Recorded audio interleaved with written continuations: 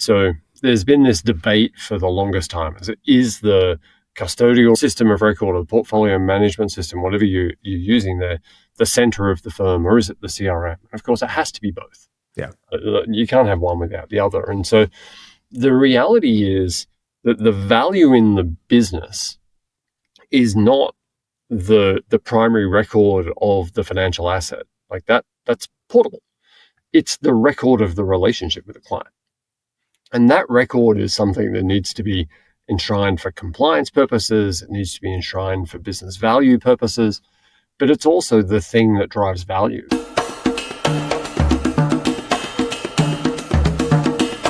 Hey there, it's Mike Langford. Welcome to another episode of the Modern Financial Advisor Podcast. On this episode of the show, Adrian Johnstone, CEO of Practifi, is with me for a conversation that is almost certainly going to change your perspective on client relationships and how your firm handles them.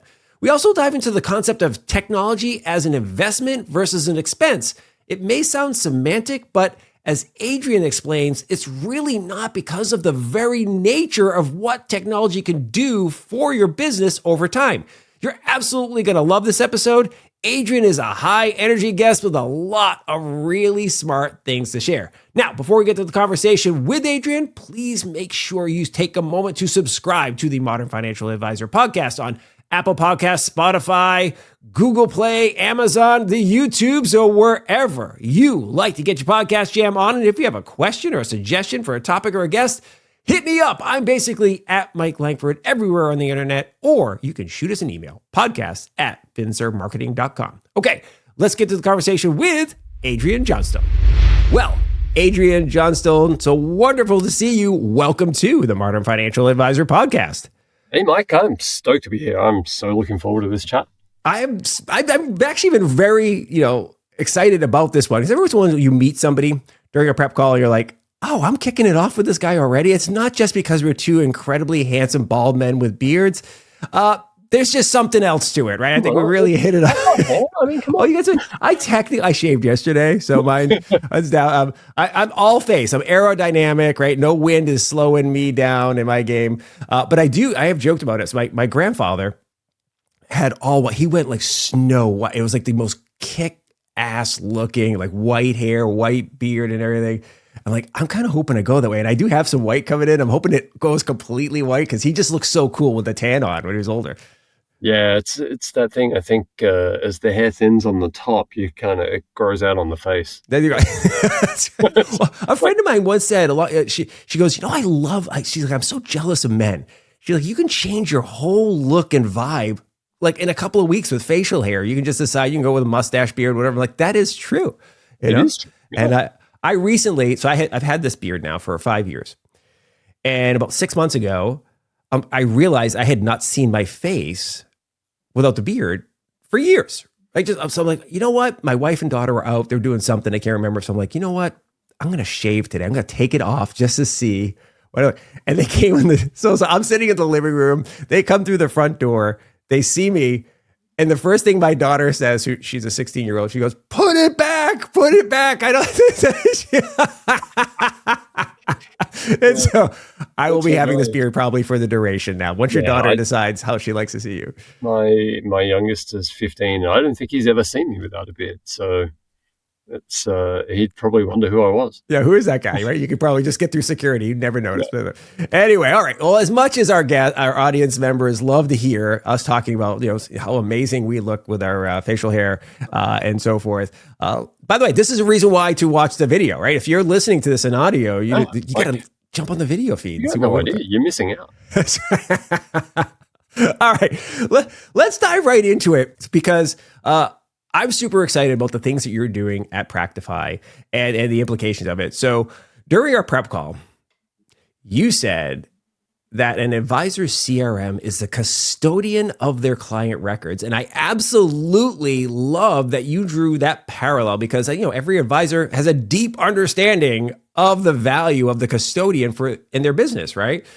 So I wonder if you could unpack the CRM as custodian for client records concept and why advisors should be thinking about client records along a similar vein as the way they think about client assets that they manage. Yeah, for sure. I mean, to me, it just feels so obvious, right? So there's been this debate for the longest time. Is the custodial system of record or the portfolio management system, whatever you're using there, the center of the firm, or is it the CRM? And of course, it has to be both. Yeah. You can't have one without the other. And so the reality is that the value in the business is not the primary record of the financial asset. Like that's portable. It's the record of the relationship with the client. And that record is something that needs to be enshrined for compliance purposes. It needs to be enshrined for business value purposes, but it's also the thing that drives value. And as we move forward into an AI era, it's the thing that'll be interrogated, where the insights will come from. And so I think any firm or any advisor who isn't thinking about their CRM on the same plane that they think about the custodial platform, they're really missing a beat, because if you have a failure on either side, it's pretty catastrophic. And so you need to make sure that you've got that understood, that the technology that you're working with is robust and mature and scales with you, because just like you don't want to repaper your clients at custodians every other week, you certainly don't want to go swapping out CRMs super frequently either. So kind of it's obviously they're different from a regulatory perspective, but I think the mentality runs true, which is treat that client record, your relationship record, with the same sanctity that you expect of the financial asset record. 100%. And it's funny, we talk about this all the time. It's a relationship business, right? I mean, everybody who's ever thought about that's what you own as an advisor. The asset of your business isn't a building. It isn't machinery, tractors, or whatever. It is your relationship with a client. And that is the thing that at some point in time, when you go to sell your business or pass it on to your junior advisors or whatever in some succession plan, that's what they're buying. That's right. You're not buying the AUM. I mean, yes, that's the thing everyone talks about, but everyone knows it's portable. Yeah. The thing that makes it not portable is the strength of the relationship with the client. Yeah. Like you don't have a contractual bound that says, well, if you move to another advisor, you can't take your assets with you like that. You don't own them. Right? Yeah. So the only leverage you have is the strength of that relationship. Yet we see so many people who still today see their CRM as little more than just like a Rolodex. They look at it as the contact thing. Like, how do I contact Adrian today? Like, where's his email and his phone number? Oh, it's in the CRM, right? Or what's his birthday? That type of stuff's in there. Or I describe it sometimes as too many people still see it as a system they have to use, not one they want to use. Yeah, well, I like that. Yeah. And the reality is it's for advisors particularly, it has become this system owned and driven by operations and compliance.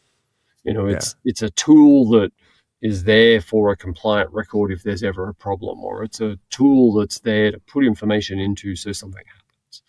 We need to get advisors to see the value it delivers them rather than just what they have to put into it. It's really interesting. You got me thinking, we don't spend enough time talking about how much of an advisor's work should be spent on the relationship, right? And managing the relationship. You hear advisors talk about how much time they spend on whether it's trading and portfolio management and a lot of other things.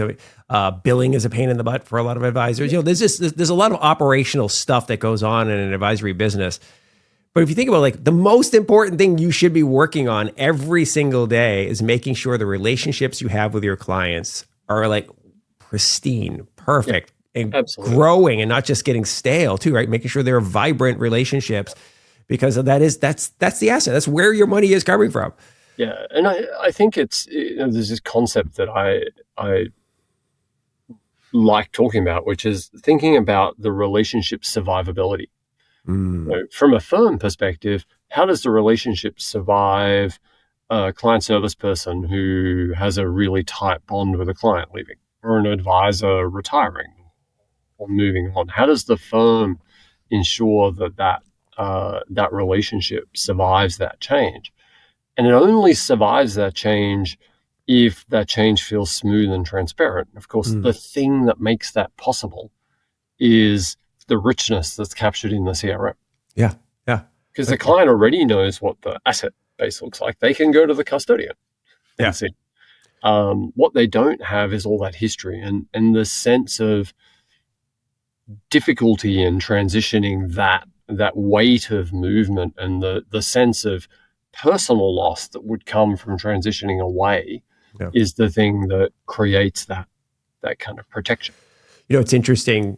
We often talk about on the sales side for an advisor that you get new clients when there's a money in motion event, right? Then when you think about acquiring a new client, it's, new job, sold a business, getting married. There's some sort of money in motion event in which the prospect is open to the possibility of hiring a financial advisor or hiring a new financial advisor, right? Some things have changed in their life. Their life's gotten more complex or whatever. Well, one thing that doesn't get talked about too often about when would a client think about exploring other options is when an advisor steps away, whether that's retirement, an advisor passes away or is disabled or whatever that is. If all of a sudden, Adrian, you're my advisor, and I find out that you're not going to be my advisor anymore. Oh, maybe it's time for me to make a change too. Like, do I have to stay with Adrian's firm? I mean, I've been there for a while, but my relationship was with Adrian. That's right. Yeah. It's not with Bob, right? And so to your point, like making sure Bob has some sort of bridge is there, obviously, but making sure there's documentation and lots of good records in there about, what is Mike like? What's going on in his life? Does he like basketball or soccer? We talked about that before we clicked the record button, right? The answer is basketball, by the way. So that's because you're correct. I am correct. Exactly right. It is the best sport. Come on now. People actually score.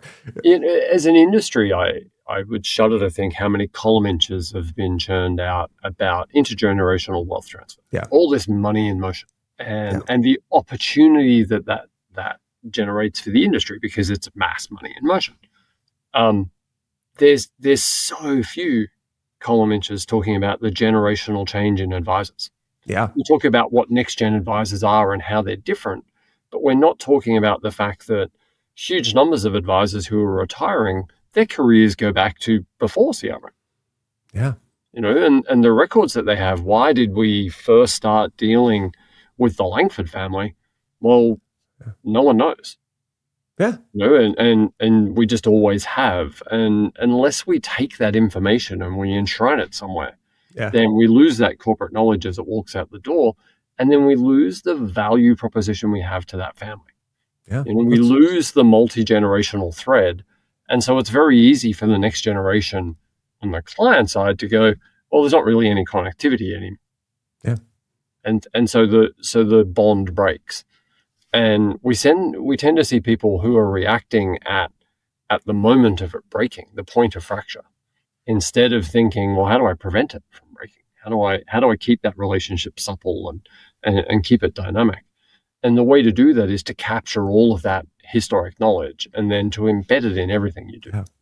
That's awesome. I love it. It's so funny. It's so easy to understand too. I mean, like we all have, beyond the financial world, we all have relationships with vendors. Yeah. That occasionally something changes. Like, here's a silly one. I mean, I have a dog. I have an Australian Shepherd, and she needs to get groomed every once in a while, right? And if the lady who grooms my dog leaves the salon, whatever you want to call it, the grooming place that I bring her to, right? I'm not necessarily sticking with that place. Well, she goes to Sarah. Sarah does a great job, right? So you need to have, and I just had a conversation with the place, because the groomer was sick. And so they're like, well, would you like to have somebody else? I'm like, do you have documentation of how she does Luna's haircut?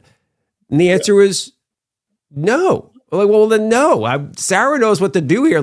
You can't just, this isn't anyway, you can tell I'm a dog guy. Just to all of the people listening, we're not necessarily drawing a professional parallel between dog grooming and financial advice. I am. No, I'm just joking. But it's an easy thing to understand. If on that level, on that level where it's kind of not all that important to me, that a change could cause me to, think about how important a client's financial well-being is and their future and the things that they think about. And all of a sudden you introduce any type of major change into that absolutely can cause them to question, are they at the right place anymore? Well, totally. And in your example, probably I would hypothesize that the reason for resistance to the change wasn't so much that you were terribly worried about Luna having a fashion crisis coming out of the next grooming, but more that you didn't want to have to go to the effort of explaining what you wanted to another groomer. And so we have to see that the point of friction isn't necessarily that there's a change, is that we're asking someone to re-explain. Yeah. And to bring that back to advisors, like, hey, I've introduced the next generation advisor who's going to take you over. And the very first thing they want to do is sit down and get you to explain to them all of the history. Yeah. Because they feel like that's a way of creating a bond, when really all it's doing is reminding the person that they're talking to that they don't have the history. That's a great point. That is, So all of a sudden you've triggered this event in their mind. It's like, well, if I've got to explain it to someone, maybe I should explain it to someone else. Yeah, that's right. It's just you're opening up a crack there. Yeah. That is like, if I'm going to have to evaluate a new advisor, I might as well evaluate multiple new advisors. It's Instead of walking in and saying, hey, look, I know over the last 38 years, we've worked with your family and we've ridden through these highs and these lows, and we've got this strategy in place. And we understand, from the most recent parts of our relationship that you're super interested in X and Y. And by the way, how was Hawaii? And a conversation that is all about them and their knowledge that gives comfort. And they're like, oh, it's so good. If I talk to someone else, I have to go and explain all that. Yeah. Maybe not how Hawaii was, because they won't care. Yeah. But we go about it wrong. We want to display our professionalism by asking the question. But by asking the question, we highlight to the client that the knowledge hasn't transferred, that the bond has been severed. I love it. It's such insightful stuff. So let's shift gears a little bit on the technology front. During our prep call, you mentioned that regulated professionals will always be followers and not leaders when it comes to technology adoption. And I've observed that as well. And I don't think that's something that's a unique, like, aren't we geniuses? Adrian and Mike noticed something no one else has noticed here. But but here's the thing, like, it warrants examination. Yep. Right. What are the implications of this concept, right? And how can advisors navigate, in your mind, compliance challenges, right, or limitations? Because that's what it is. It's rules of the road, some guardrails that are going to slow us down a little bit from going too fast and careening off the cliff. But they still need to be innovators, right? Do you see any type of framework for evaluating new technologies that, quickly through compliance and then allowing them to, put it into practice in their business? I think there's a couple of parts, but to the listeners or watchers who are throwing things at the screen or have just veered through traffic to pull over to say, I'm going to yell at the thing. The danger with generalizations like that is, of course, there are people who are at the bleeding edge of experimentation, and that's awesome. I love talking to them and working with them. But the reality is that if we look at generative AI as just like an overly talked about topic, like ChatGPT, isn't it amazing? I'm going to use it to prepare information and send it straight to clients, and it's hallucinating and it's leaving bits out, and it's high risk. Whereas if I'm in construction and I'm sending out a proposal and I'm asking someone to do it, I'm not regulated in the same way. Right. Or I'm on dog groom. It doesn't matter if my marketing has gone out and it's maybe pointing to some new trend that might or might not be factual. Right. So I think the piece that's there is, it is amazing for advisors of all types and people within the industry, not just the advisor, to experiment, to push the envelope and to challenge and to expect from their existing technology partners that they're doing that. Yeah. But the reality is, tech will always have to wait to be ready for prime time until everyone has enough confidence that it's capable. Yeah. Because you've got to be able to stand behind it. Like we are, as an industry, working with people's livelihoods. Yeah. And if you get it wrong, it can go pretty catastrophically wrong. As an Australian, I've seen that unfold. Anyone who's watched the Australian industry can see some pretty catastrophic history there. So I think the adoption, I want to separate adoption and experimentation. I think there are a lot of people in the industry who want to experiment. It's very difficult to adopt straight away. Yeah. And I think the framework there is firstly to be really careful about what it's doing. So if you're looking at a note taker, a transcription service, well, it's not sending something straight to the client. It's coming to you and you can review it. Yeah. So you can experiment like crazy because it's coming to you. You can look at it and say, I'm happy or I'm not, and then commit a change to a client. Something that drafts a proposal to a client or makes assertions about investment performance or something like that, totally different kettle of fish.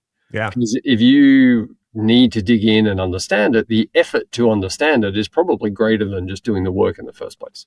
So it's kind of counter to the objective. So I think as we look and see the tech landscape move and change, I think the cautionary note is always make sure there's an intervention before something goes out of the building. Yeah. And if that intervention is there, then it's really just about how robustly you can manage that review process and get comfort and confidence both at an individual level from the type of relationship you're trying to generate, but also at a compliance level that you're doing what you need to do. Yeah.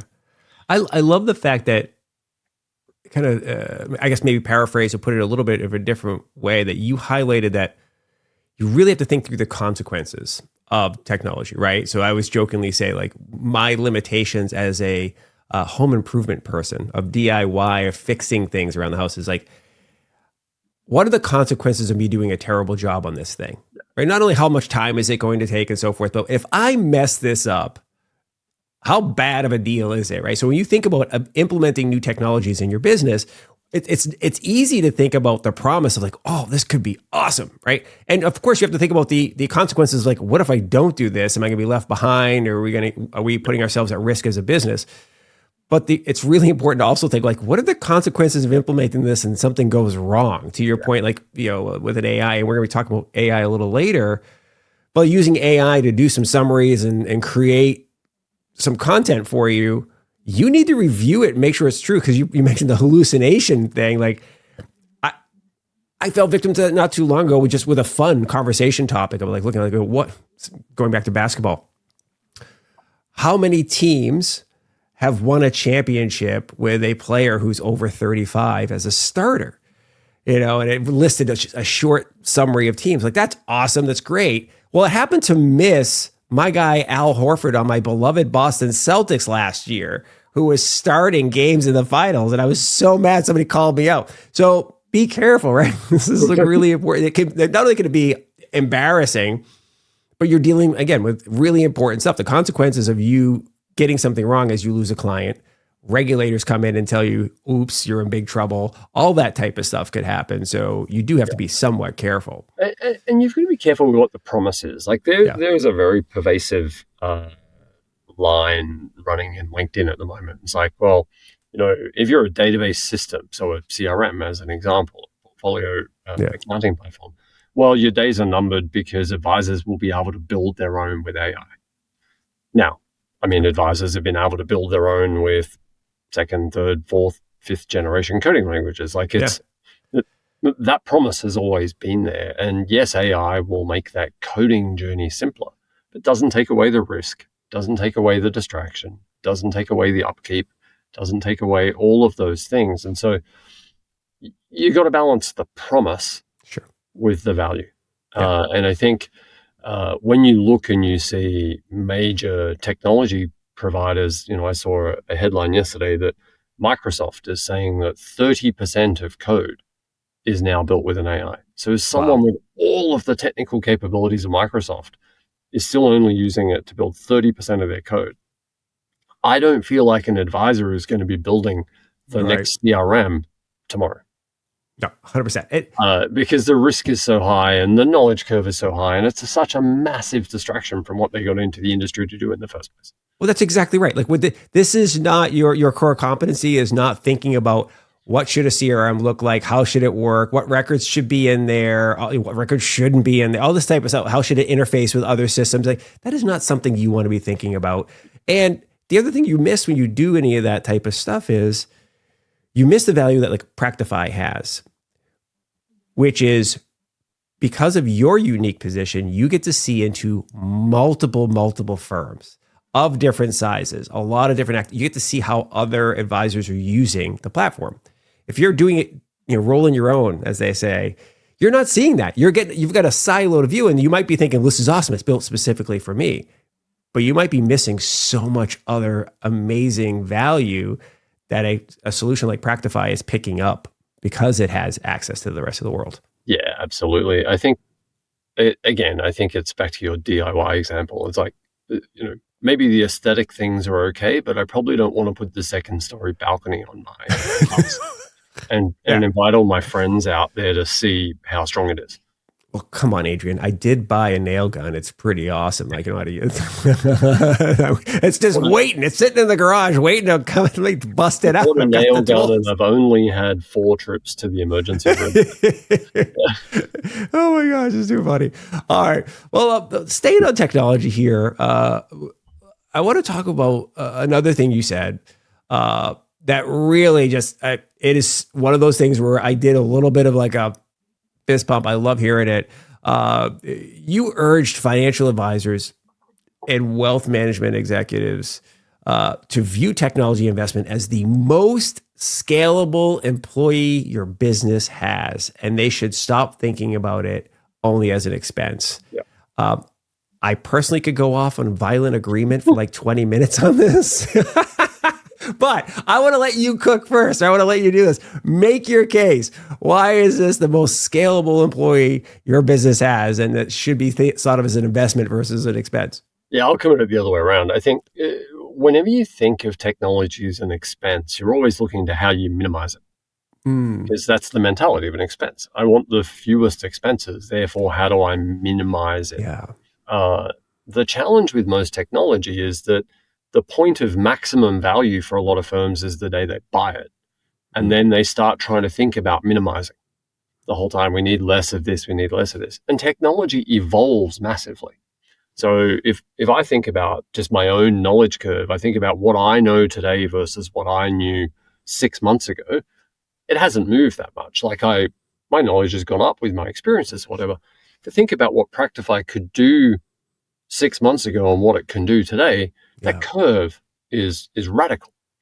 The capabilities of technology continue to expand dramatically. The capabilities of humans expand progressively. And so what you've got to do is see it as an investment and say, okay, well, I've signed up for it now. How do I keep leaning into it? How do I make sure that I'm aware of how it's evolving, what I'm doing? I've got to reassess. Am I getting the value I wanted to get? If not, it probably doesn't mean rip it out and throw it away. It means think about it some more and think, what value do I want to get? What other value can I get? I know we spend a lot of time on our release notes. We're not unique. Every technology company does it. And it's interesting. I would be surprised if 50% of our clients read them in any detail. Right. And so we put training modules together. We do video content. We do written content. We have teams who go out and talk to people. And often we'll hear, well, it'd be great if Practifi does that. And you you put your head against your hands and you think, but we've been doing that for 4 years. Yeah. You haven't thought to ask, or you haven't gotten to that point. And so you've got to sweat the asset. And if you take an investment mentality and not an expense mentality, then you're looking at a maximal approach. How do I get the most out of this investment, not how do I minimize this expense? Yeah. And so it's a mind shift that says, all right, well, I'm here. How do I sweat it? Yeah. And this is where I think that it kind of ties to another theme that I often talk about, which is too many firms, they look at their technology, and so perhaps as their CRM, to use a close to home example, and they think, all right, well, the CRM I'm in maybe hasn't evolved that much, or we're bumping into the edges a lot, so it's time to go and look for the next CRM. Too many firms are still saying, well, what's the one step removed from where I am today? How do I move from A to B? Yeah. They don't line it up and say, okay, well, my business is currently closer to B than A. That's why I'm moving.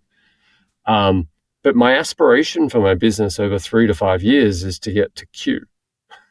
Yeah. Why am I buying technology that lines up with B? What I need to do is I need to think about the business I want to be on a 3 to 5 year horizon.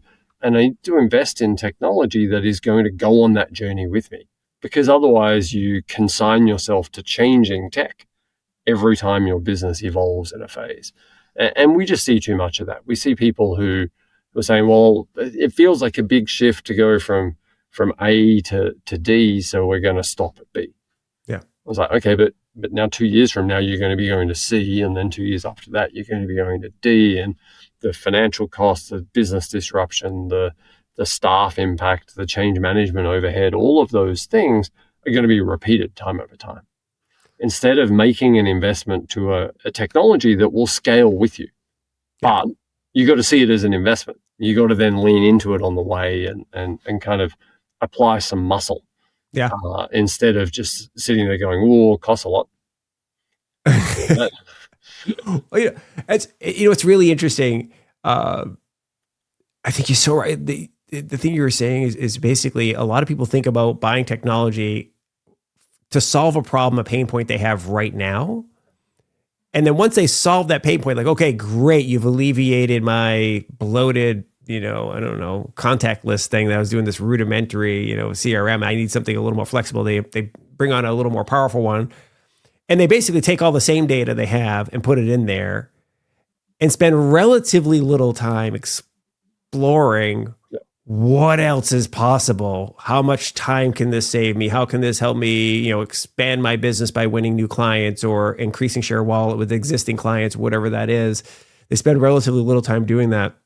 While we're on this topic, I'm going to jump ahead to something I had to kind of teed up for later in the conversation, but it really fits here. It's, thinking about how fast the world changes, right? So the famous Bill Gates quote, I've used it on the pod before. People tend to overestimate the amount of change that'll happen in 2 years, but they greatly underestimate how much the world will change in 10 years. Yep. Don't allow yourself to be lulled into inaction. And as we think about technology, particularly in this space, think back 5 years ago. So we are at, when we're recording this, it's early May 2025. 5 years ago, the pandemic had just started. Yep. And many advisors were getting introduced to this thing called Zoom. Yeah. They had never used it before. They had never fired up and done any type of video chat before, but suddenly it was now not just a new cool technology, it was integral to their ability to do business and have relationships with their clients, right? So going back 10 years before that, they weren't doing that. Many advisors back in 2015, AirPods didn't exist yet, right? They hadn't been revolved. Like, think about like how your life is today and just go back 10 years and then go back 10 years before that. Because, we know the average age of an advisor is 60-ish, right? So if we go back, many of these advisors were working when they were 40. How different was life at 40 for you than it is at 60? Well, it's not hard, right, to project 10 years from now, like life is going to be really different. As you were saying, how is the technology you're using now going to help you navigate and grow with you to get there? Now, 2 years from now, life might be feeling really similar to right now. You're like, I don't think my life is too much materially different in 2025 than it was in 23. In terms from a technology perspective, like AI is now starting to get some stuff. I'm starting to use it. Great. But a lot of the things I do on a daily basis, kind of the same, but it's going to change dramatically, right? It really will. I think, though, one of the dangers with technology is people trying to project with certainty. Yeah. So, and this is, I think, where some of the fear comes in for advisors. So you'll hear we heard it in the robo advice explosion of like, this will happen and it will completely change things. And we hear it today. Like, generative AI means that, advisors don't have to do all of this stuff and clients will self-help and whatever. The thing that is a constant, if you run a counter argument to how fast things change, is that if you think about a human-to-human relationship 5 years ago, 10 years ago, 15 years ago, 50 years ago, they were all based on trust and respect. Yeah. Advice was sought from people you trusted and respected. If you roll forward 10 or 15 years from now, that will still be the case. Humans, the humanity side of it won't change that much. And I think for advisors, it's that piece that says the core structure, the fundamental fabric of the advice business is a human connection. Yeah. What technology will do and is doing at scale now is it will take some of the noise out. So things will change, like a client who wants to move money won't need to call an advisor, sign a form with a pen, or even a DocuSign if they're at the bleeding edge, and move through. They'll be able to be biometrically scanned into their phone and just move. And that stuff will be very simple. But when they're trying to make a major life decision about what they do with the future of their financials, they're almost certainly still going to want to talk to someone. Yeah, for sure. And so there'll still be this construct of no matter what role the technology is playing, I have a conversation with an advisor. All we know today, tech will listen, it'll take the notes, it'll suggest actions. Yeah. It'll almost certainly still do that, and maybe it'll execute those actions with greater certainty than it can today. So there'll be even less friction in the process. But there's still going to be a conversation. There's still going to be an important need to capture notes, to summarize that conversation, and to play that forward. Sure. So I think the structure that we have today for advised client relationships probably won't change that materially on that timeline, that 5 to 10 year timeline. The role of tech should continue to be about removing friction within there. And some of that friction is in the time it takes to prepare. How do I go and have the most informed conversation? Some of it is the operational aspects coming out the back end, and how do I execute on the instruction?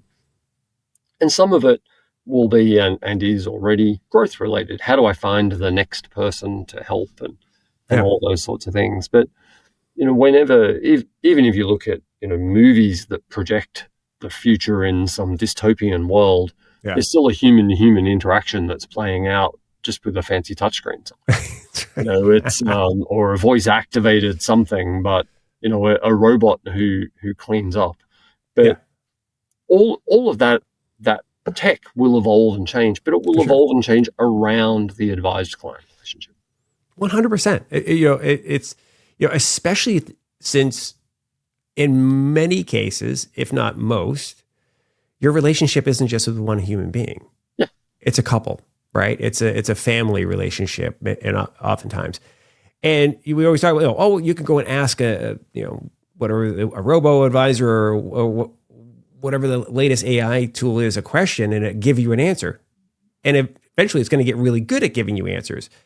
But that doesn't help when it's Mike and Amy sitting across the table and like, well, Amy's shifting in her seat. She's thinking a little bit differently about this. Like, how do we balance? Like, one parent's like, hey, it's Ivy League or bust for our kids, and the other parent's like, hey, state school's great. I'm not paying for Ivy League. Whatever that is, that's an extreme thing. But there's a lot of nuance to human behaviors that are hard to tease out with a computer. Well, and even as you look at visual recognition, it will get better at that. It will pick up the cues and it will ask a question. But it is going to struggle, at least on that kind of a timeline, to understand the unsaid parts, the pieces that are absent there, the conversation from 3 years ago, because while it has memory of the conversation, it won't have memory of the emotion and the context. And it's not going to do what you and I have already done in this conversation, right? We're having a human-to-human chat.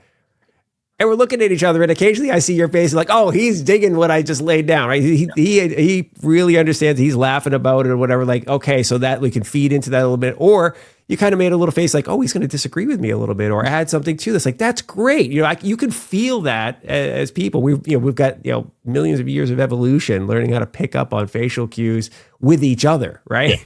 So we're not going to have a scenario where robots are talking to each other, and that's how it's incredibly difficult to think, even just using this conversation as an example, that some AI interface is going to come back and say, but I really want to understand where you finished up with Luna's grooming. Yeah, it's not going to make that connection because it's not on the topic you're asking about. Yeah, that's right. And so, perhaps that will get better. The technology that exists today doesn't do that well. It will continue to evolve in ways that no one's even thought about yet.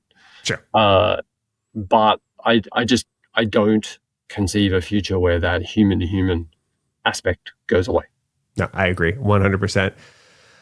So let's shift to some scalability stuff. And I think it's still related. I think about, my early days in finance. I used to work for the CFO at State Street Corporation. And one of the guys that I worked with was an old head. He had been there for a long time. And he's like, Mike, on this floor, back when I got my start, it was just rows and rows of desks with those little green lampshades on them of people filling out ledgers. Yeah. So this is like 1997 or whatever when I was working there. And at that point in time, we're using Microsoft Excel, right? So you're doing all that work. So I'm basically doing the work of like probably 10 of those ledger guys in any given day, right? Just with relatively ease. And then you can look at like, oh, look at how much more scalable this is. You don't have to hire an extra human to make another spreadsheet. I mean, there was a limit to like how many spreadsheets Mike could do. But at a certain point in time, you're like, oh, look, I am way more scalable than this old method. And one of the things you talked about in our prep call was you have a goal for Practifi, and it's to be the last CRM you'll ever have to buy, that you're making it dramatically scalable so that it could serve not only a solo advisor, but also like this large multi-advisor, multi-billion AUM RIA.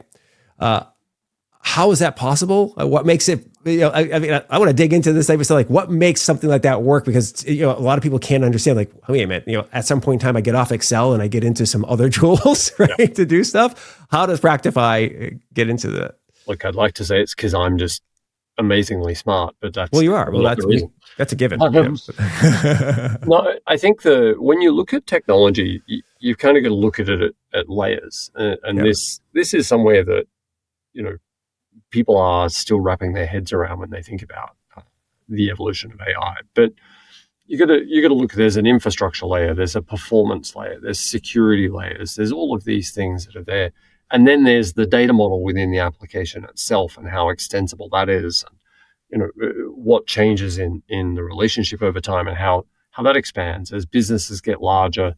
They're in multiple locations, they have more users, they've got performance questions. There's lots and lots of layers to think about. And in the early days of Practifi, we made a very important strategic decision, which was that as an individual firm, we were probably never going to be the biggest experts in infrastructure because there are firms that are already pretty expert at that. And so Practifi is built on a Salesforce chassis. We don't use a Salesforce product, but we use their infrastructure and security and performance. Because as a many billion-dollar market cap firm who works with data centers all around the world with immense expertise, they will always evolve that quicker than we could. And so we hitched our wagon to that infrastructure and made that decision. And today that decision is only confirmed as being more and more right. Yeah. So at the infrastructural level, we feel really good that we're not in control of it. Yeah. That actually a massive behemoth who deals with industries around the world of great sensitivity and in both the data and the performance, that we're in great hands. So then we think about the data model, and one of the things that we see when we look at industry solutions that have kind of been small and evolved over time from a technology is that they look a little bit like communities where the town center is really elegant and beautifully put together around a nice fountain and these ornate buildings. Yeah. And then one ring out from that is, some sort of nice houses. And then a ring out from that, we're in a trailer park, and a ring out from that. And all of a sudden it's kind of, it gets a little, or gets a little shanty town and added on to. Sure. And so the job as a technologist is to sit and say, well, how do we constantly pay down technical debt? How do we continue to reinvest ourselves in evolving things, and to not, standing on a hill saying, well, that decision we made 8 years ago is absolutely right 8 years ago, and therefore it must be right today. Yeah. I think a lot of smaller technology companies are either stuck trying to evolve the infrastructure to keep up with the demand. The performance demands of AI are immense, and so you've got a lot of investment to keep making there, and so they lose sight of the data model, and they expect clients to evolve it themselves, and then you've got like a shanty built on a shanty, and it all starts to fall apart. So we see ourselves as kind of the stewards of that data model. How do we make it the widest and deepest and most performant for the industry? And that's, it comes back to some of what we talked about before. We have the advantage of insight from a lot of clients, and in our case, a lot of clients in a handful of countries around the world. Yeah. So we see a lot of different compliance models and client models and servicing models. And so we're constantly evolving for that. I think this is something that people miss when they take a technology and they engage a consultant and they say, build me what I'm asking you to build. Yeah. Because now they have what they thought they knew that they wanted then. And that's what they have, because the consultant's moved on, maybe retired, maybe whatever. And they're back to having to kind of tear the whole thing down and build it again, or putting the next ring on the kind of the data community, and it just gets more and more degraded over time. So I think there's a scalability that comes from an infrastructural level. There's a scalability that comes from a mentality level. And so, today we work with firms that are a couple of $100 million to a couple of $100 billion. Yeah. We know what that looks like from an end-to-end perspective. And, a firm that's managing 50 billion and a firm that's managing 300, 400, 500 billion, their needs are not that different from a data model perspective. So then you get into infrastructure and performance and security and your ability to containerize the data and all those sorts of things. So it's a lot to take on, and it's something that I think is a natural barrier to people necessarily building their own solutions and being able to keep up with that over time. Yeah. I love it. Number one, I love the fact, you mentioned, Salesforce is just, this behemoth who has been doing this for a really long time and has got it locked down. And anyone who's ever used Salesforce will tell you it is way complex, and it takes so much training to get proficient at using it for even what feels like the most basic things. You feel like you're like, somebody just dropped you in the cockpit of the space shuttle, and you're like, well, what do all these buttons do? Right. So, however, having a firm like Practifi come and say, hey, we're going to build on top of that infrastructure, right? So it's running everything behind it, but this layer that you interact with looks really comfortable and familiar, right? You could drop you into that cockpit and like, oh, I get it. I see where my client information is. I understand like all the things that it connects to. Awesome. The other thing that I see from it's related to scalability, in my opinion. Eventually, the advisor or the firm is going to change ownership. They're going to sell or have some sort of succession plan or what have you. You want a platform, a CRM, a custodian of the client record that is easily transferable to the next owner. If I'm thinking about buying your business, that is absolutely something I'm going to look at. Like, how much of a lift is it going to be if you've rolled your own CRM, DIY'd it, I'm going to look at that going, wow, this might be a problem to make sure we get all of the information out of that. Because anybody who's ever like changed like contact management stuff, I mean, just at the basic level, like forget all the, will laugh at like, how the heck are you putting all this data in different spots? I don't understand how you didn't match things properly. It just seems like a pretty basic import. So if I could like, oh, they use Practifi? We use Practifi. Great. Easy to migrate. It's one of those things that it's this really interesting dilemma around enterprise value. So you see it a lot with larger firms where they sit and they say, we need to build our own solution because that's our own. It's proprietary. We own it. I want this sense of ownership over the technology. Like they think that it's adding value to them as an RIA. Yeah. When in reality, at the point of a transaction, it's detracting value because it's almost invariably not well documented or understood. It's either by them or by the firm buying them. And in turn, there's more headcount needed to maintain it. Yeah.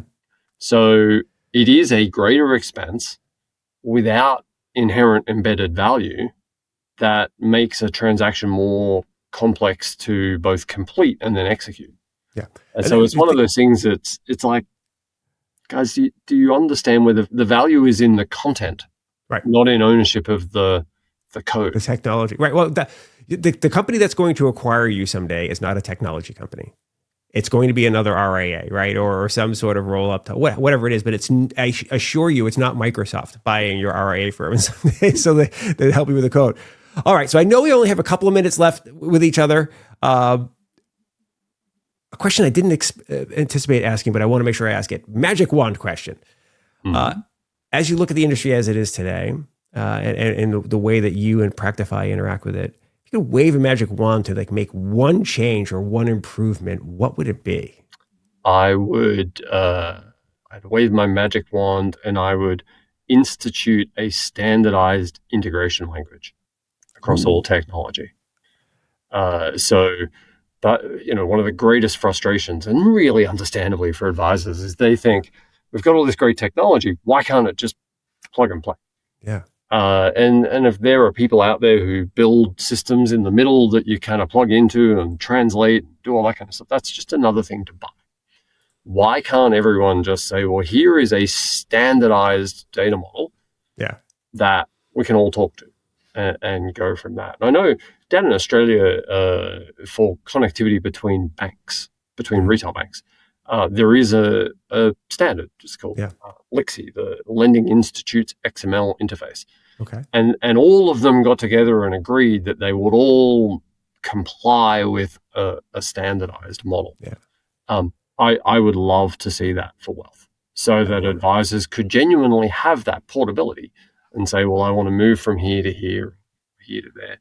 I think still today there are too many technologies, both old legacy platforms where change is hard, but even new firms that are coming up who want to put walls around it and say, well, the way I retain clients is by making moving away too hard. As opposed to the way I want to retain clients is by making the value I contribute too great to want to move away from. It's still a moat mentality for too many people. So I'd love to solve that. That's absolutely fantastic. I love it. Well, Practifi.com is the website. Yep. Where else can people find you? You hanging out on LinkedIn? I'm on LinkedIn. We're on LinkedIn as a firm. They'll find us at pretty much most major events if they want to come and go old school and see someone in person. Awesome. Or they'll find me sitting in a wine bar somewhere in Chicago. Oh, I love it. All right. Well, we'll have to do a wine bar sometime in Chicago or Austin, Texas when you're here. It'd be great. Sounds all right. Well, Adrian Johnstone, thank you very much for coming on the show. It's been a pleasure. Likewise. Thanks, Mike. Thank you very much for listening to and or watching this episode of the Modern Financial Advisor podcast. It's always fantastic to have you with us. Huge props to my man, Adrian Johnstone from Practifi as well for coming on the show and sharing his wisdom with us. Really good stuff. I also enjoyed on a personal level getting to know Adrian, and I can't wait to actually get to hang out with him in person at some point in time soon. Hopefully here in 2025, we'll get a couple of beers together, and who knows, maybe we'll fire up a microphone and camera there too, and give you some more awesomeness. All right. As I mentioned at the top of the show, please do make sure you subscribe to the podcast on your preferred podcast platform. And one more thing. Be nice to each other. We'll see you next time on the Financial Advisor Podcast. See ya. Bye.